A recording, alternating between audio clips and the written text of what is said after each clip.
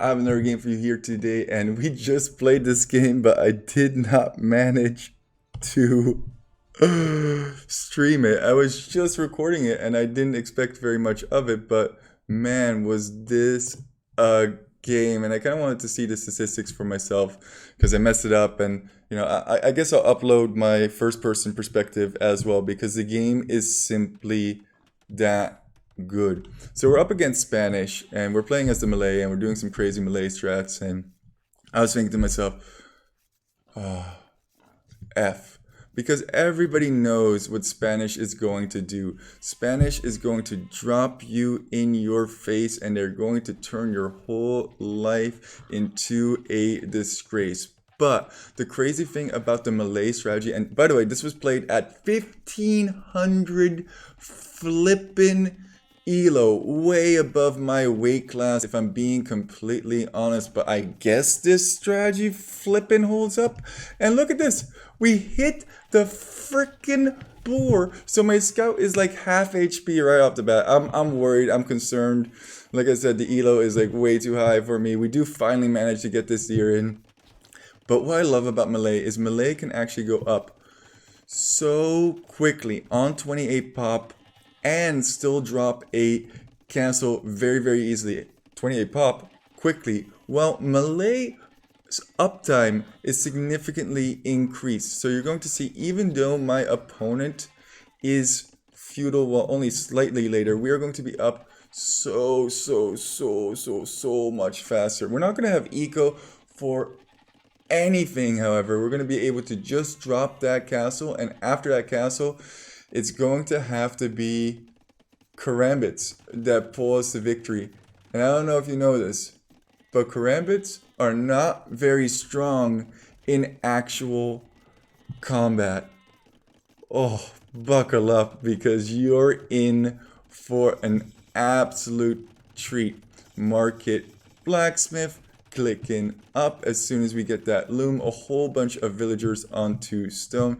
Now we do some tricky things over here. So first of all, we have 6 on gold, which you do require because of the 5 on gold because of the faster uptime. There's going to be an exact build in the description, but we're going to spend some of that gold to get additional stone, and then actually we're going to do that again. We even sell wood and all that good stuff. And it's not a perfect timing because actually we should be building that castle already. Now, since we're building this castle at home, all of these villagers that were stone are going to go back onto wood. We have 0 farms. We are not producing villagers. And scout attack, scout dead. Half HP scout. It don't even matter though, but people at this Elo know how to quick wall and stall. I'm actually surprised that he did not go for stone walls. First reaction that people have when people castle drop on this Elo is actually to boom behind and win in that way.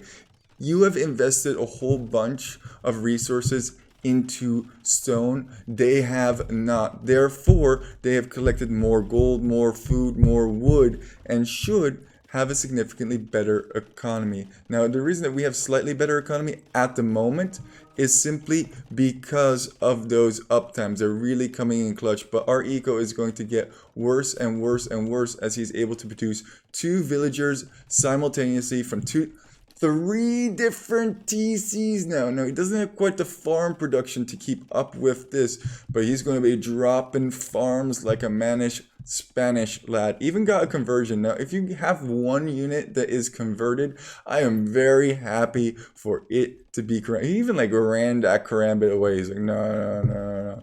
You're not getting the easy kill on me, buddy. I'm going to take absolutely every advantage that I can get. So what am I thinking here?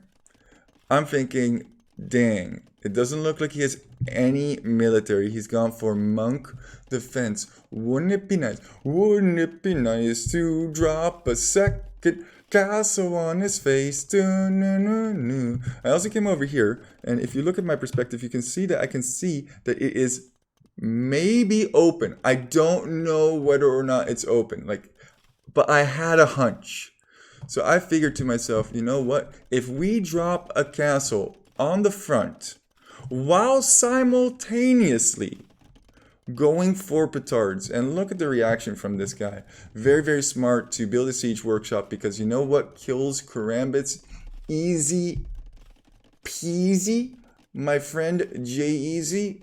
Well, it gets killed by scorpions. The scorpions are going to be produced. Castle on the front. Petards 2. We're going to do the little psych up move. I love this move. You pretend that you're going one way. It's like, oh yeah, we're coming over here. We're coming to protect that castle. He's trying to get the conversions. No. We're not actually going that way, my friend. Boom, boom. We are through. We are coming in. He already knows he's trying to go for the house wall. Realizes he's not going to get the house wall, so he was over here. And a palisade. What an absolute beast. But you know what? Palisades go down. There's a whole bunch of stuff going on over here. He has to focus on 2 different sides. Can we get this castle up? I'm not too certain. My villagers be absolutely hurting. They are getting shot. Bolt after bolt after bolt is coming their way. The Karambits are breaking through. They are doing tons of damage to the eco, but it doesn't even matter all that much, because my opponent's eco is at 46 villagers versus my 32 villagers. We have much more damage to do. The only thing that is saving us right now is look at how much of his stuff is absolutely idle, trying to react to these Karambits. Conversions, no, you gotta run away. Can we get into that wood line is what I have to... Dude, people and their quick walls, it's like sickening. I know houses got nerfed a bunch of times already, but it's still not enough, in my opinion. And talking about not enough, even after all the damage we did, guys, it's still not enough. We don't have enough villagers at home, man. That's sadly what's gonna lose us the game. But I wanted to cast this game regardless, because I thought it was really cool how we got through over on this side, and you know, the double pronged attack and the castle on the front and all that good stuff. And I think you'll be surprised with how this game ends up. Now he's going to go into actual military, going to go for those knights, and those knights are going to hard counter our Karambits. We're still trying to break through, trying to do some damage, but yeah, it's not great. The game is kind of stabilized. We have these 2 castles on the front, and we've gotten him off of his main gold, but other than that, oh, go for the monks. He's getting conversions on our very, very super valuable Karambits. Can we get one? No, but more Karambits coming in. He still didn't plug this hole. Let's go, Karambits. That is 100 gold down the drain. Every single monk that you kill with a singular Karambit, well worth it. And we just killed 3 of them. We might not have any eco at home, or at least very minimal eco comparatively. Are we still killing? We are still freaking killing villagers, scorpions. Nice play though. Knights going to clean us up here, and the game has stabilized. You want to see my beautiful eco at home? This is what we're working with. I don't think we even have double bit axe or horse collar yet. We have neither. Meanwhile, he has both the wood upgrades. He has wheelbarrow and he has horse collar. Who needs eco though is what I have to say. The second defense upgrade on the knights is huge, because now he can kind of fight underneath the castles, and he is starting to produce rams. Dams, I'm thinking to myself. Also, I'm thinking to myself, that's not a whole lot of villagers that we have on the front. Only 4.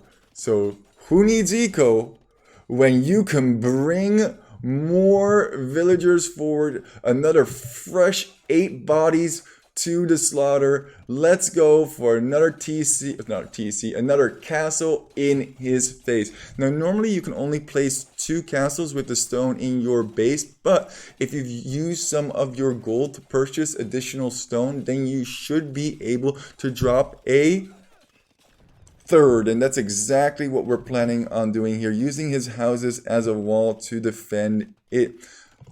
I felt like this was going to go up, but I also saw that not all of my villagers could get around, and that is quite a large number of knights. Let me double click here. 4 knights on the front.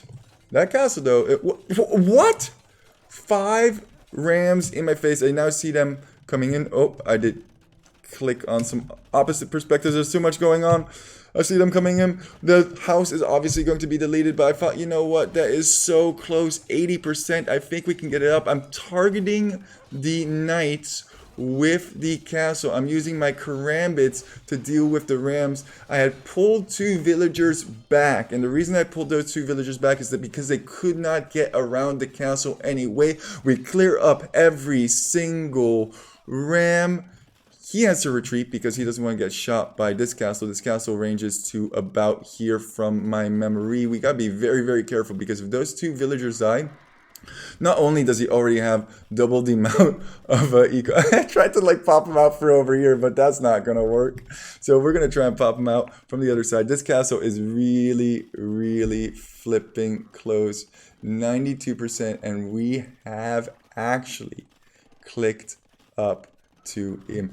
Up to imp! Click up to imp! Because if we can just get some rams out, it will be glorious. Talking about glorious, it is quite glorious that we have additional freaking fire over here. I'm clicking my castles at this time, clicking as many knights. That's a lot of knights. 19 against 9 measly Karambits, flattening the scorpions like it's nothing. These Karambits aren't even helping. They're just standing. They are the cheerleaders. He deletes his houses, letting my Karambits out. I don't even know what this game is all about anymore.